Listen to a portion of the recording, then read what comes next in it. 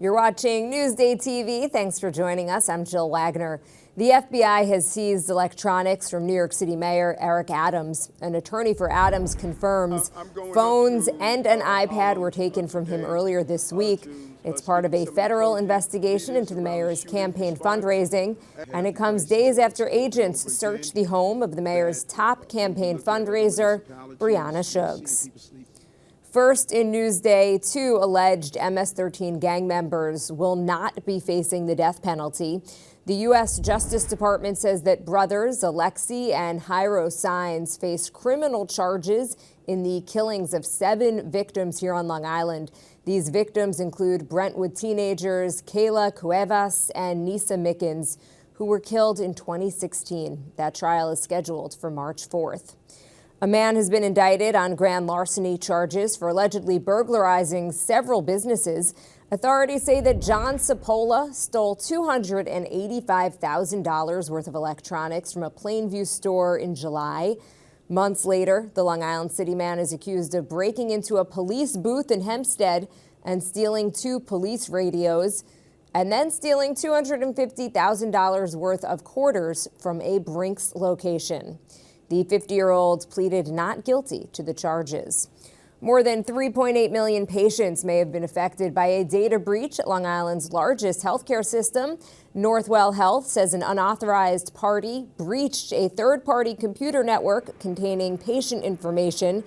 This could include medical records, lab results, and insurance details. Letters will be sent out to people whose information was affected. The retiring Suffolk PBA president was honored with a walkout ceremony today.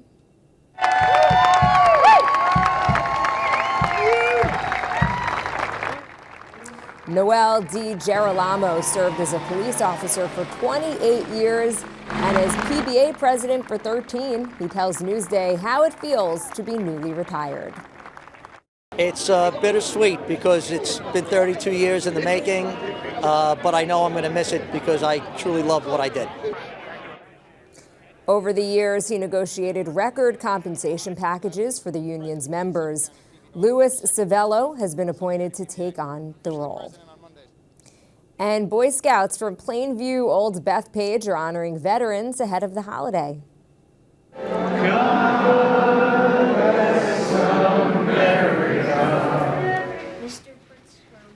The troops visited the Bristol Assisted Living Home to thank vets for their service. The Scouts got a first-hand history lesson. It's been nice to learn about the history and compare it to the history we learn in school, to hear first-person accounts of what happened and to hear their personal stories and what they went through. 15 residents were honored at the ceremony. And some local elementary school students are learning dance, song, and lantern making as they celebrate Diwali. It is a story you'll see only in Newsday. Diwali so fun. Diwali so fun. Beautiful. So Diwali happens over the course of 5 days, and each day we have a special celebration. Diwali celebration is this weekend, and our district is represented by 44 different countries. We have a very diverse school district, and I found that we were celebrating other holidays, but some of the cultures were being left out. So I made it my point last year when I started with the district that I would tie in other cultures and other music from around the world into my music classroom. As a teacher, it makes me feel so proud. I pride myself on having an inclusive and cohesive program, and I want every child that comes into my classroom to feel welcomed. I want every child to be represented in my room and know that this is a safe place and this is an exciting place to come to. You can read more about local Diwali celebrations on Newsday.com. Click Get More below the Newsday TV video box.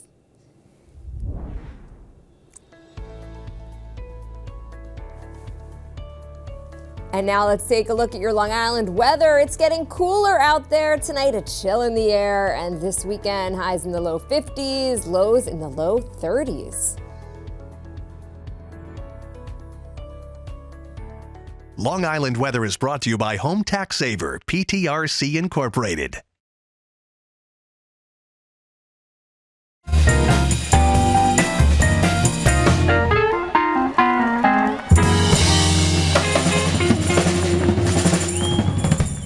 Hey everyone, happy holidays. I'm Rafer Guzman, film critic for Newsday. Let's take a look at 4 big movies coming this holiday season. They are Napoleon, Aquaman and the Lost Kingdom, The Color Purple, and The Hunger Games, The Ballad of Songbirds and Snakes. The Hunger Games are to punish the districts. Those tributes don't have a choice. Your role is to turn these children into spectacles, not survivors. This is a prequel set 64 years before The Hunger Games. Tom Blythe plays a young Coriolanus Snow, and Rachel Ziegler from West Side Story is a poor girl he takes under his wing. You won't see Jennifer Lawrence, but Frances Lawrence is back to direct. The Ballad of Songbirds and Snakes is in theaters November 17th. Next up is the historical drama Napoleon. I must warn you, I will not lead a second in command. I will win by fire. I am destined for greatness. Joaquin Phoenix plays the French general who became emperor in the 19th century. Vanessa Kirby from Mission Impossible plays his Empress Josephine. The director is Ridley Scott of Blade Runner. Napoleon invades theaters November 22nd. Jason Momoa is back in Aquaman and the Lost Kingdom. I finally got a job. I'm the king of Atlantis. 500 million people from every known species in the sea call this place home. But that doesn't mean they all like me. I'm gonna kill Aquaman and destroy everything he owns. Also back are Patrick Wilson, Yahya Abdul-Mateen II, and Amber Heard. The first film was a $1 billion hit for Warner DC in 2018. This sequel comes out Christmas Day. The Color Purple returns to the screen. You seem like trouble. I come here out of respect.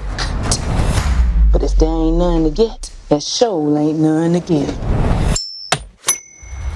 This time it's a musical based on the Broadway production.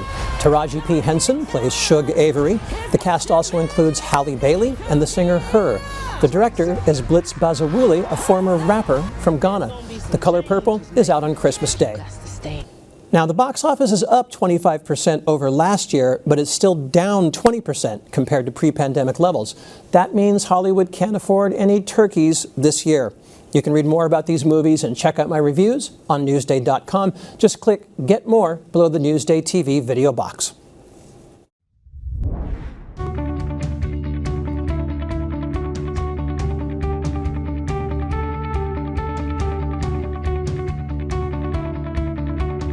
Feed Me is brought to you by PC Richard & Son.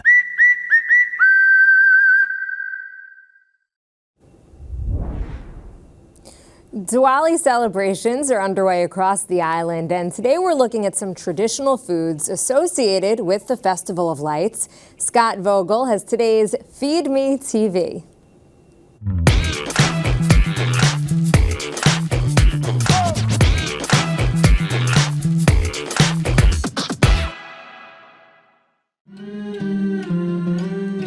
This is an art form associated with Diwali, right? And what is this made of? Made with the rice flour and colors. Santok Singh, the executive chef at Mahal, started life very far from Roslyn Heights in a North Indian Punjabi village. We have a lot of buffalo, cows. So you milked the buffalo? Buffalo, yeah. The cow. Yeah. Yeah, but is it like this, or is yeah. it like... The youngest of 6 children. My uncle, auntie, their kids, and my grandfather, grandma live in one house. It's a lot of fun.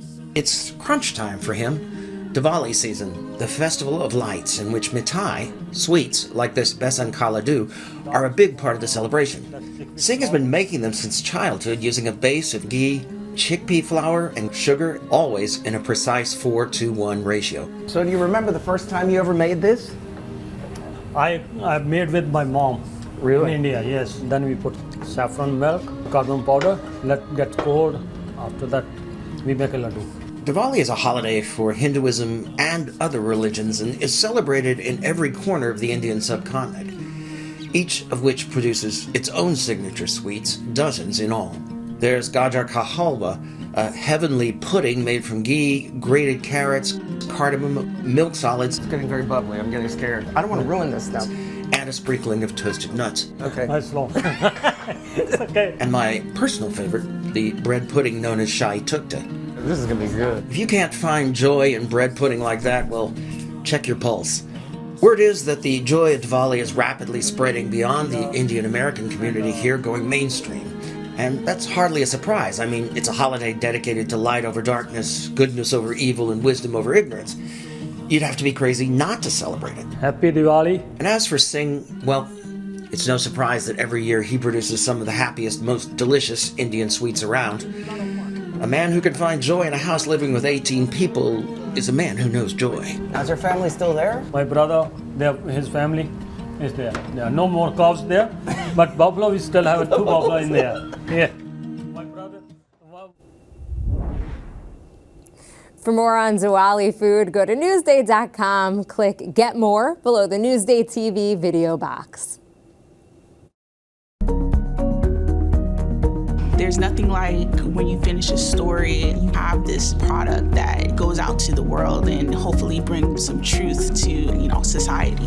Newsday, covering Long Island like no one else can.